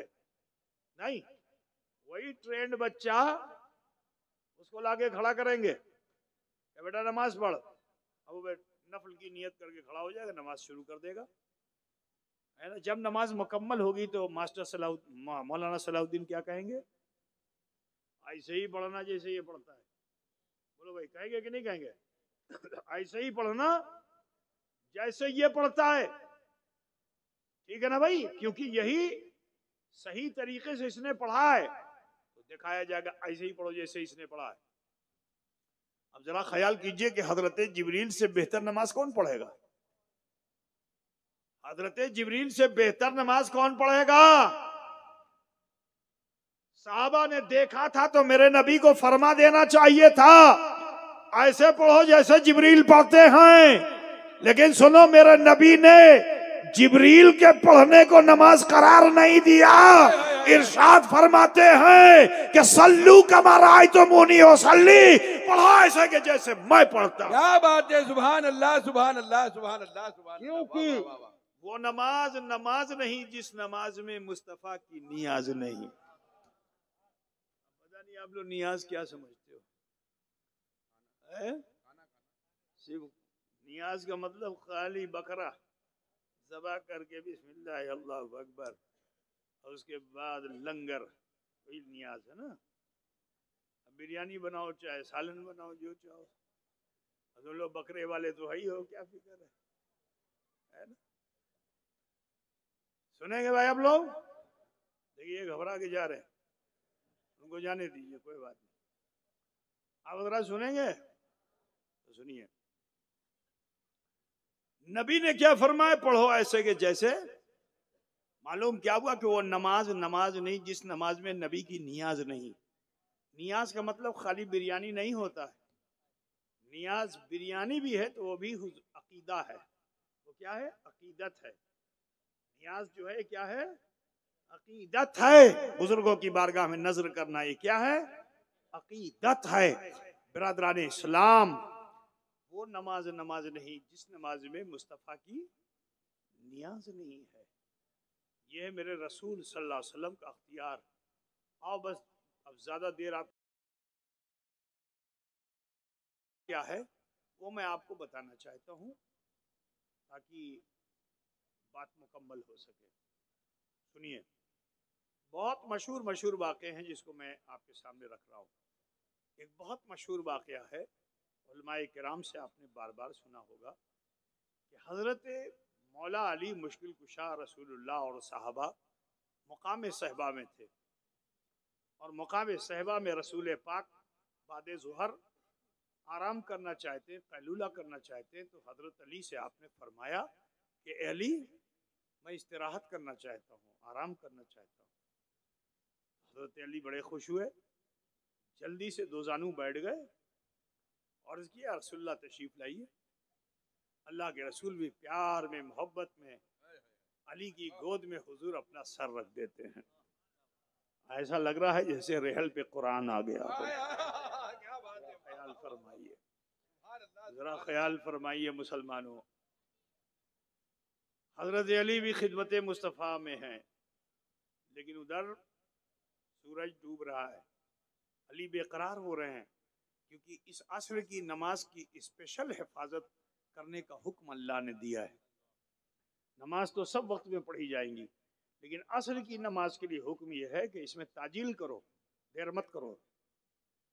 ठीक है ना। जोहर की नमाज में गर्मी है तो देर से पढ़ो, ठंडक है तो जल्दी से पढ़ो, और असर की नमाज में बिल्कुल ताजील से पढ़नी, जल्दी से पढ़नी है। ठीक है ना। अल्लाह ताला ने फरमा दिया कि सलात उस्ता की हिफाजत करो।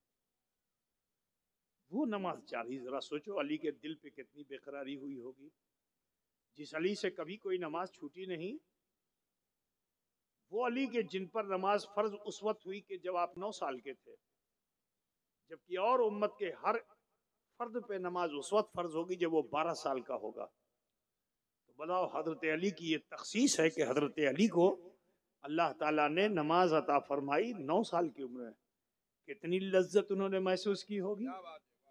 हजरत अली का मामला ये है कि आप सजदे में जब जाते तो बड़ी देर तक सजदा करते, तो लोगों ने इतराज किया कि आप इतना लंबा सजदा क्यों करते हैं।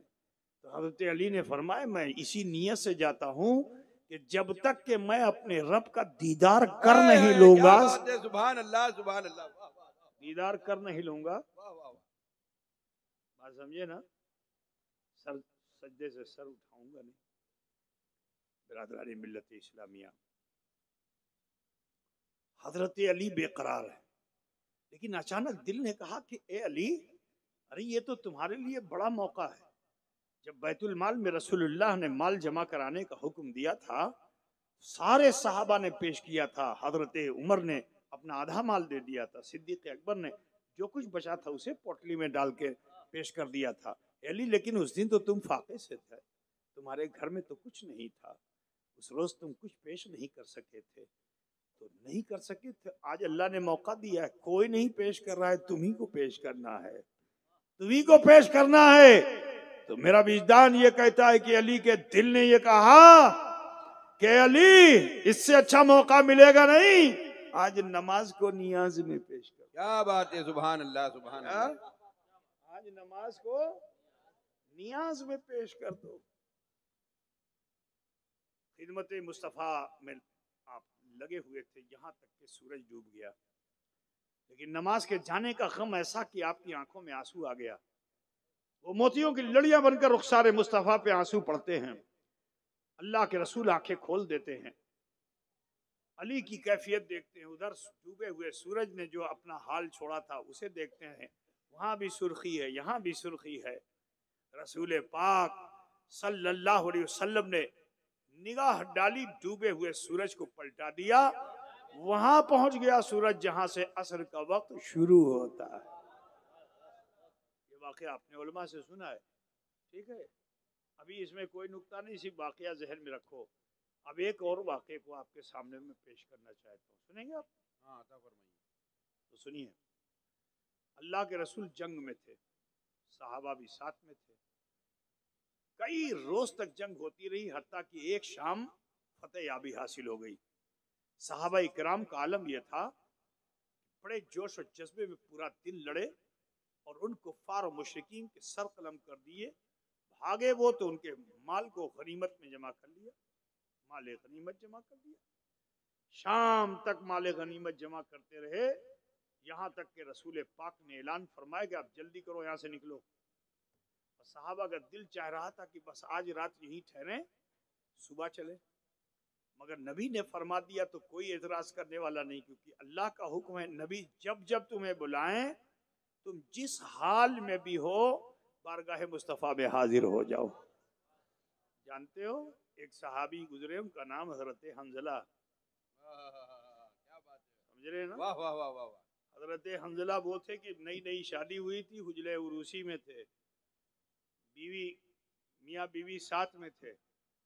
जरा ख्याल फरमाइए कि अल्लाह के रसूल ने ऐलान फरमा दिया, खबर घर तक पहुंची तो वो जिस हाल में थे, जिस हाल में थे, उजले उरूसी में सब कुछ छोड़ा और बारगाह मुस्तफ़ा में हाजिर हो गए। यहाँ तक कि उसी हालत में शहीद हो गए। शहीद हो गए तो जब जंग के मैदान में उनका लाशा तलाशी आ जाने लगा तो लाशा न मिला। यहाँ तक कि निगाहे मुस्तफ़ा ने देखा कि फरिश्ते उन्हें आसमानों, उनके लाशे को आसमानों में उठा के ले गए हैं और फरिश्ते उन्हें गुसाला दे रहे हैं। क्या बात है, जिस हाल में भी हो मुसलमानों, अब इंतजार मत करो, नबी ने बुलाया तो जाना है, ठीक है ना? सजदे में हो तो जाओ, क़याम में हो तो जाओ, जिस हाल में भी बुलाए हुजूर चले जाओ। तो सहाबा इकराम को हुजूर ने जब फरमाया कि यहाँ से कूच करो, थके हुए थे, जख्मी थे, उन्हें मरहम पट्टी की जरूरत थी, लेकिन हुजूर के हुक्म पे चल पड़े। मगर चलने का हाल क्या था? चलते थे पैर रखते यहाँ था, पड़ता वहां था। बड़ी तकलीफ से रास्ता तय कर रहे थे, दर्द था, बेकरारी थी, थके हुए थे। अल्लाह के रसूल तो अपनी उम्मत के हाल से वाकिफ है, वो तो पीछे पीछे चलने वाले सहाबा थे। रसूल कायनात सल्लल्लाहु अलैहि वसल्लम ने सारे सहाबा को फिर बुलाया, सब जमा हो गए। अल्लाह के रसूल ने फरमाया कि देखो ये मैदान है, इसी मैदान में खैमाजन हो जाओ, आज रात यहीं हम गुजारेंगे, सुबह यहाँ से चलेंगे। इतना जो सहाबा ने सुना ना तो खुशी से फूले न समाये। जल्दी जल्दी ऊँटों से सामान उतारा, कोई खेमा लगा रहा है, कोई खूंटा काट रहा है, कोई झाड़ू दे रहा है, तो कोई क्या कहते हैं खाना पका रहा है। जिसको जो ड्यूटी मिली थी वो अपनी ड्यूटी कर रहा है।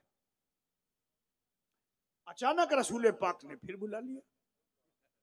अब जो रसूल पाक ने बुलाया तो जो जिस हाल में था छोड़ छोड़ के भाग भाग के सब समय नबूवत के परवाने थे बारगाहे मुस्तफ़ा में हाजिर हो गए, झुरमुट लगा लिया।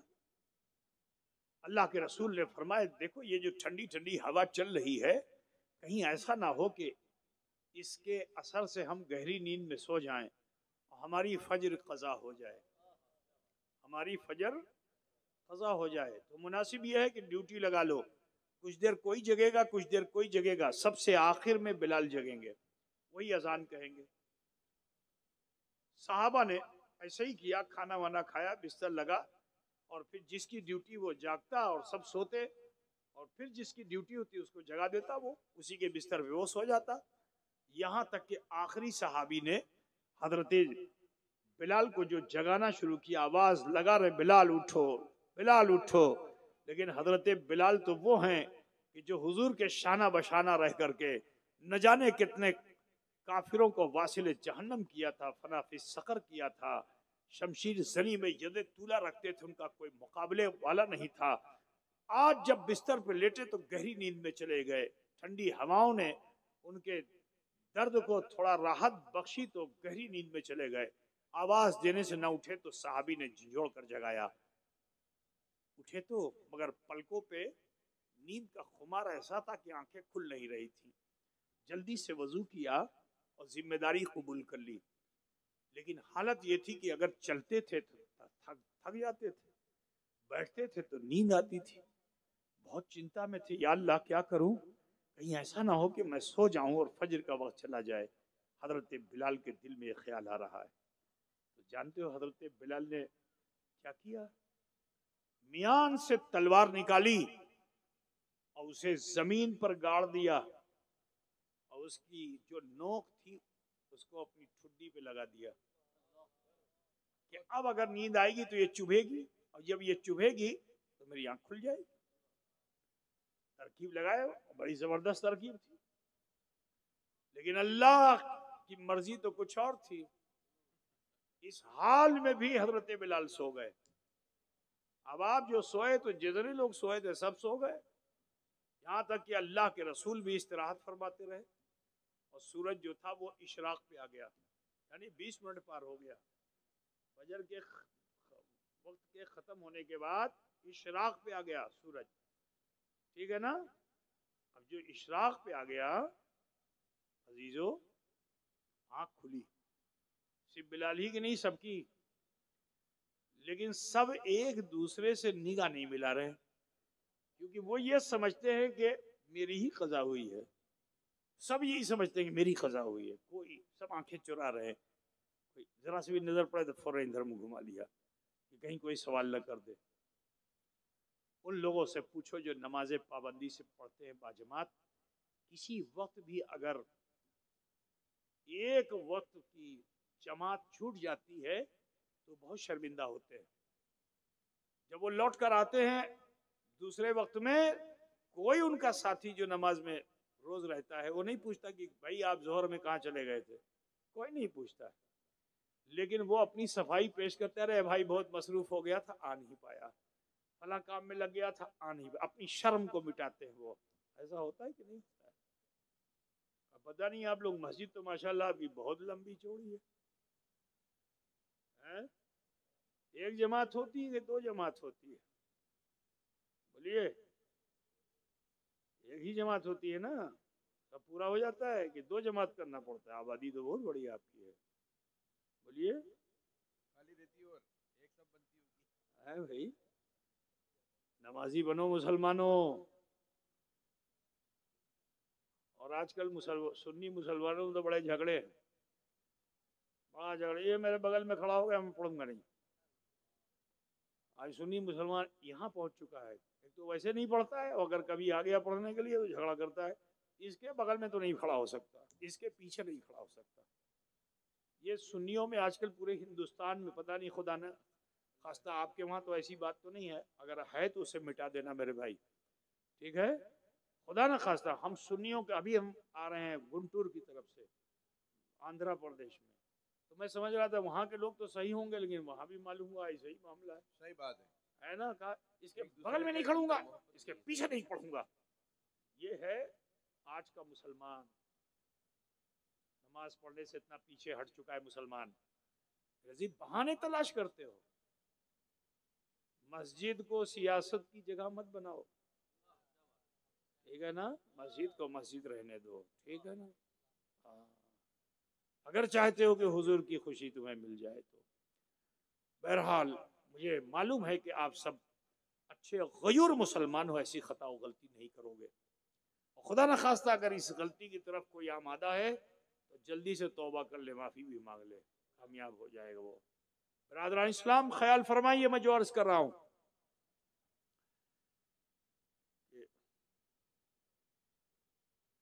दुरूद शरीफ पढ़ लो भाई। अल्लाहुम्मा सल्ली अला सय्यदिना व मौलाना मुहम्मद व अला सलातुम व सलामुन अलैका या रसूल अल्लाह। अब हुजूर ने सबको बुलाया। कुरान में कहीं नहीं है कि कज़ा नमाज को कैसे अदा किया जाए, कहीं कुरान में है? कुरान में तो सिर्फ ये कि इन्ना सलाता कानत अलल मोमिनीना किताब मौकूता, कि नमाज को अल्लाह ताला ने वक्त मुकर्ररा में फर्जियत का मुकाम दिया है। ठीक, समय में फर्ज है, समय खत्म तो फर्ज खत्म। और एक वक्त की नमाज अगर चली जाए जन्नत मिलने वाली नहीं है। लाख शोर मचाओ हम रसूलुल्लाह के, जन्नत रसूलुल्लाह की, मिलने वाली नहीं जन्नत। बात समझे ना? ये सदका है मेरे रसूल का कि आला हजरत बोल गए। हाँ, ये रसूल पाक का सदका है, वरना एक वक्त की नमाज किसी वली की भी कज़ा हो जाती तो उसको भी जन्नत नहीं मिलती।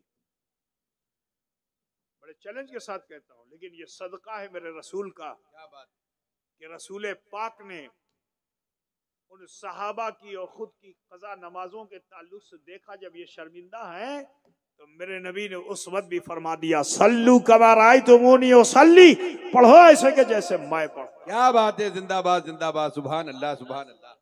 तुम्हारी कज़ा भी अदा हो जाएगी। समझ गए ना?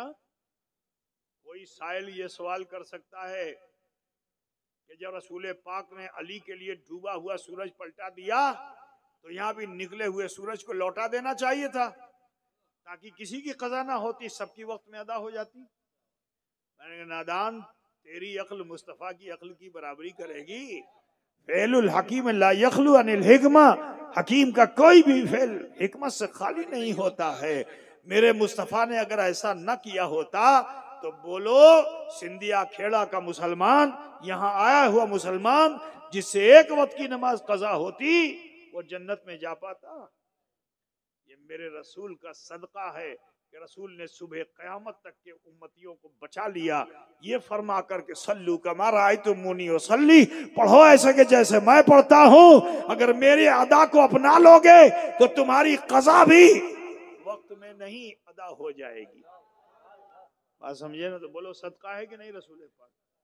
जन्नत में पहुंचा दिया, जहन्नम से बचा लिया। ठीक, तो फिर कोई ये कहे कि अली के लिए क्यों निकाला? यही काम वहां भी हो जाता। मैंने कहा, सुनो, अली का मुकाम बहुत बुलंद है, इतना बुलंद है कि सिद्दीक़ अकबर भी जब देखते हैं तो देखते रह जाते हैं। क्या बात है। हजरत आयशा पूछ लेती हैं कि बाबा जान, आप अली का चेहरा क्यों देखते हैं? तो कहा है, बेटी, रसूलुल्लाह ने फरमाया कि अन्नज़्रु अला वजह अली ने इबादत, अरे अली का चेहरा देखना भी इबादत है। क्या बात है, सुभान अल्लाह सुभान अल्लाह। जी अली वो हैं कि जिनके लिए रसूल पाक फरमाते हैं अंत अखीउन फिद दुनिया वल आखिरा, कि तुम दुनिया में भी मेरे भाई हो और आखिरत में भी मेरे भाई हो। हुजूर ने मिसाल क्या दी कि जिस तरह से मूसा के लिए हारून, मेरे लिए तुम हो, लेकिन ला नबी आबादी, मेरे बाद कोई नबी आने वाला नहीं है। बिरादरान इस्लाम, वो अली हैं कि जिनके लिए गदीर खुम में मुस्तफ़ा ने फरमा दिया कि मन कुन तो मौला हो फहाजा अली उन मौला, कि जिसका मैं मौला हूं उसके अली मौला हैं। अजीजो, तो रसूल पाक ने अली की नमाज को वक्त में इसलिए अदा करा दिया कि जो रसूलुल्लाह का उम्मती होगा वो अली वाला होगा, जो उम्मते रसूल होगा वो। और अली वाला अगर बहाने मारने लगा तो कहा हम अली वाले हैं, अली ने नमाज को नियाज में पेश कर दिया था, अली ने नमाज को नियाज में पेश कर दिया था, तो हम अली वाले हैं, हमने भी नमाज को नियाज में पेश कर दिया है, हमने भी नमाज को नियाज में पेश कर दिया है। तो सुनो, रसूलुल्लाह ने ये नहीं चाहा कि मेरा उम्मती जो अली वाला हो वो ऐसे बहाने तलाश करे, इसलिए अली की नमाज को वक्त में अदा करा दिया ताकि जो अली वाले हो वो नमाजी भी हो और नियाजी भी हो। क्या बात है, सुभान अल्लाह सुभान अल्लाह सुभान अल्लाह। वाह वाह, बात समझ में आ रही है ना भाई? और सुनो, झंडियां लगा के रसूल को खुश नहीं कर सकते हो खाली, ठीक है ना? झंडा भी लगा दो तो नहीं खुश कर पाओगे, चाहे जितना ऊंचा डंडा हो। बात समझे ना? जरूर लगाओ, खुशियां मनाओ, बहुत अच्छी बात है, लेकिन यही करके रह गए तो काम ये नियाज है। और खाली नियाज किया और नमाज नहीं तो,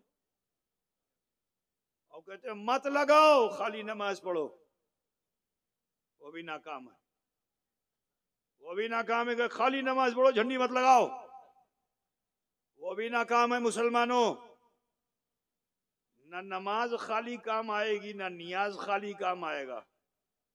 काम आएगा वो अमल के जिसमें नमाज भी हो और नियाज भी हो। बोलो भाई क्या हो? नमाज भी हो। और तो जब ऐसा अमल करोगे तो मेरे नबी फरमाते हैं कुर्रतु ऐनी फी सलाह, मेरी आंखों की ठंडक नमाज में है। मेरी आंखों की ठंडक झंडी में नहीं है, चाहे जितना ऊंचा झंडा लगा लो, नहीं है। अगर नमाज है तो है। बात समझ गए ना? अगर नमाज के साथ झंडा भी लगा के रखा है, सुभान अल्लाह, अगर नमाज नहीं हो झंडा है तो नहीं है। बात समझ गए कि नहीं समझे? आज सुन्नी मुसलमान इसमें बहुत शौक कर डीजे बजाएगा, झनकार लगाएगा, ढमाढम करेगा, ये सब खूब करता है, लेकिन नमाज से करीब नहीं। नमाज पढ़ने भी जाएगा तो वहां भी झगड़ा लगा देगा, मैं इसके बगल में नहीं पढ़ूंगा, उसके पीछे नहीं पढ़ूंगा। हालत ये हो गई है, तुम्हारा नफ्स है। मुसलमानों, लौटो और डरो अपने रब से। नबी को राजी करना चाहते हो तो नबी खुश होंगे जब तुम नमाज में होगे। नबी की खुशी इसी में है कि तुम नमाज में हो। वजह क्या है? तुम्हारे इस अमल से हुजूर को क्या फायदा पहुंचता है? हुजूर को कोई फायदा नहीं पहुंचता है, लेकिन जब तुम ये अमल करते हो तो तुम्हें जरूर फायदा पहुंचता है। और जब उम्मत को फायदा पहुंचता है तो मेरे रसूल को खुशी होती है। उलमा से आपने सुना होगा अस्सलातु मेराजुल मोमिनीन, नमाज क्या है? बोलो भाई। अल्लाह के रसूल ने तो जिसमें जाहिरी के साथ आपने एक बार मेराज की, एक मेराज की, जिसमें और आलम रोया में बहुत सी मेराज की, लेकिन जिसमें जाहिर के साथ एक मेराज। लेकिन मुसलमानों, ऐसा तोहफा लेके आए मेरे रसूल, ये खुद मुस्तफा तो जिसमें जाहिर के साथ एक मेराज, लेकिन जब तोहफा लेकर आए तो उम्मत जब जब नमाज में होगी तब तब नमाज, तब तब मेराज है। और जब जब मेराज है मेरे मुस्तफा की आंखों को ठंडक। बोलो भाई, हुजूर को कितने लोग खुश करना चाहते हैं? सभी लोग करना चाहते हैं ना? तो हुजूर की खुशी फरमाने नबी के मुताबिक क्या है? जोर से बोलो ना भाई। नमाज है। तो सबसे बड़ा तोहफा, सबसे बड़ी सौगात रसूल पाक की बारगाह में यह है कि उम्मती नमाजी हो जाए। अजीजो, बेअमली से निकलो, बाअमल बनो, खौफ खुदा रखो, डरो अपने रब से और हर बुराई से अपने आप को बचाओ, नेक अमल करो, मुत्तहिद होके रहो।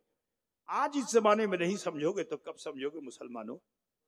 तुम्हारे बाप दादा जब आए थे तो ये बस्ती इतनी बड़ी नहीं थी। कुफ्र के नरगे में तुम्हारे बाप दादा आए थे, लेकिन बोलो उनको इज्जत मिली थी कि नहीं मिली थी? आप बोलिए। तुम्हारे बाप दादा जो यहाँ आए थे, इतनी बड़ी तादाद थोड़ी थी, इतना बड़ा गांव था, चंद लोग आए होंगे, लेकिन उनको काफिर समाज ने इज्जत बख्शी थी। क्यों? इसलिए क्योंकि वो पढ़े लिखे बहुत ज्यादा तो नहीं थे, लेकिन नबी से बहुत मोहब्बत करते थे। अपने नबी से बहुत मोहब्बत करते थे। झूठ नहीं बोलते थे, गीबत नहीं करते थे, चुगली नहीं करते थे, डांडी नहीं मारते थे। ठीक।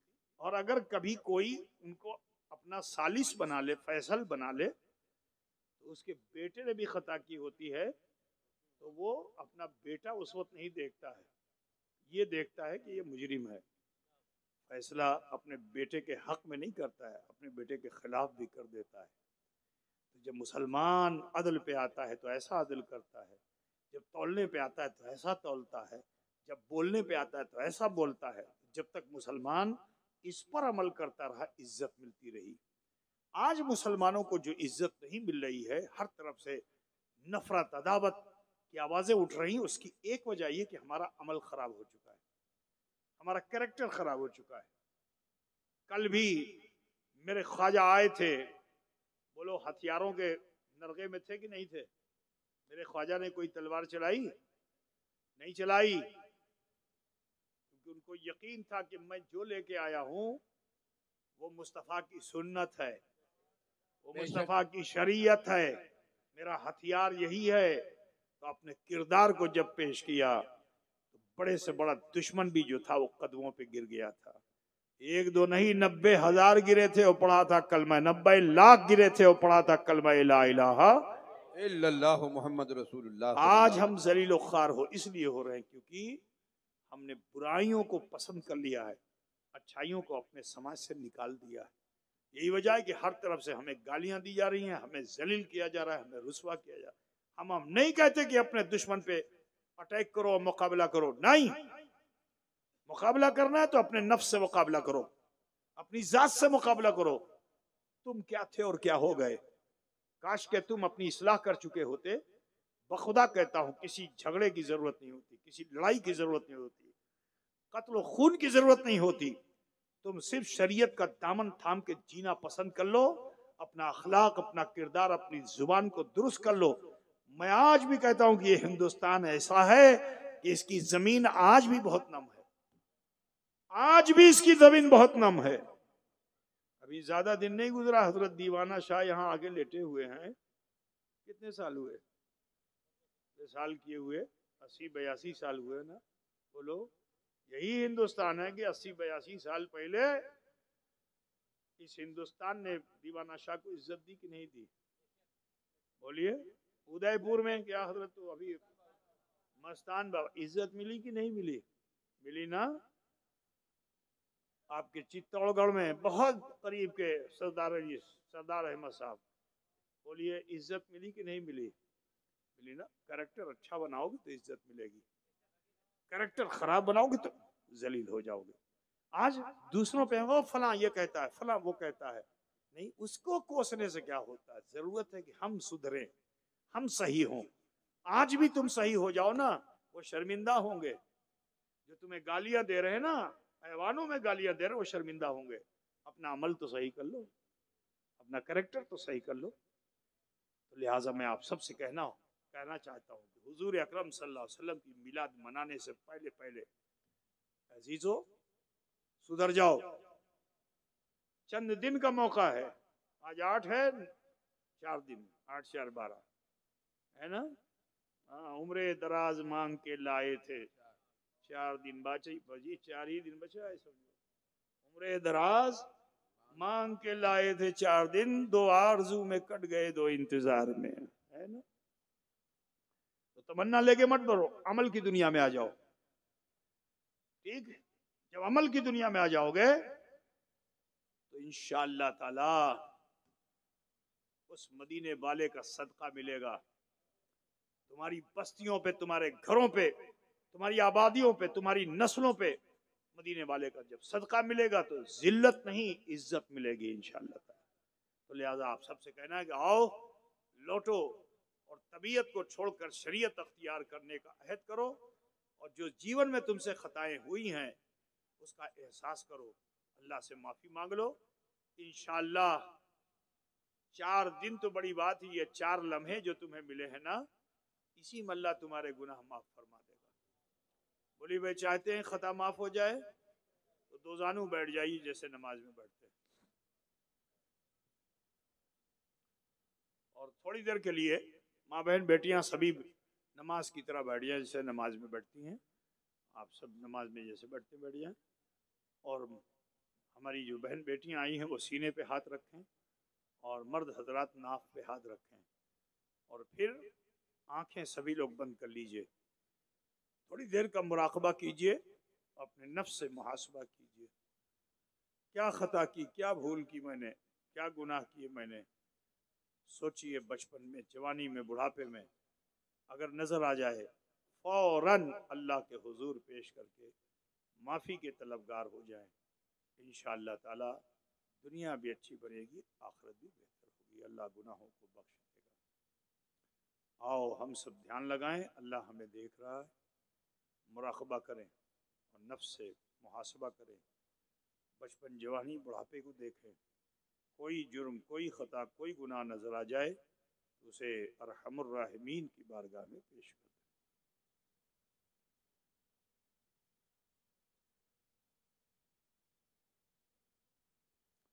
पढ़िए बिस्मिल्लाहिर्रहमानिर्रहीम। ला इलाहा इल्लल्लाह मुहम्मदुर रसूलुल्लाह। अल्लाह ही माबूद है, मुहम्मदुर रसूलुल्लाह सल्लल्लाहु अलैहि वसल्लम अल्लाह के सच्चे रसूल हैं। अस्तगफिरुल्लाह रब्बी मिन कुल्ले ज़म्बिन व अतूबु इलैह। ऐ अल्लाह, तेरी बारगाह में सच्चे दिल से सब छोटे बड़े गुनाहों से हम तौबा करते हैं, और हम वसीला चाहते तेरे महबूब सैयद आलम नूर मुजस्सम अहमद मुश्तबा मोहम्मद मुस्तफ़ा सल्लल्लाहु अलैहि वसल्लम का। ये मुख्तसर सा वक्त हमें जो मिला, हमने इसमें कलमा शरीफ पढ़ा और इस्तग़फ़ार किया। यकीन जानिए इस वक्त हम और आप ऐसे हो चुके हैं जैसे माँ के पेट से पैदा होने वाला बच्चा होता है।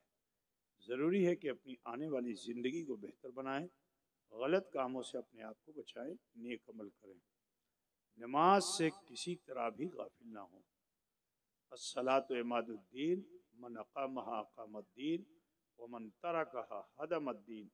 नमाज दीन का खंबा है, जिसने इसे कायम किया उसने दीन को कायम किया, और जिसने इसे छोड़ दिया उसने दीन को गिरा दिया।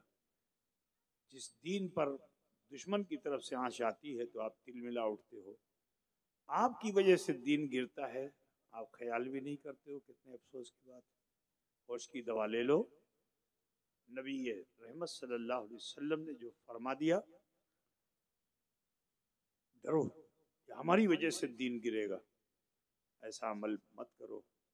दुआ करता हूँ अल्लाह ताला हमें आप सबको शरीयत मोहम्मदी सल्लल्लाहु अलैहि वसल्लम का पासदार बनाए, और हुजूर अकरम सल्लल्लाहु अलैहि वसल्लम की विलादत बासआदत की खैरात व बरक़ात से हमारे घरों में रहमतें बरकतें नाजिल फरमाए।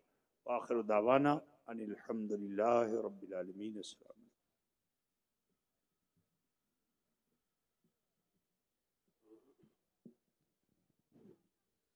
या नबी सलाम अलैहि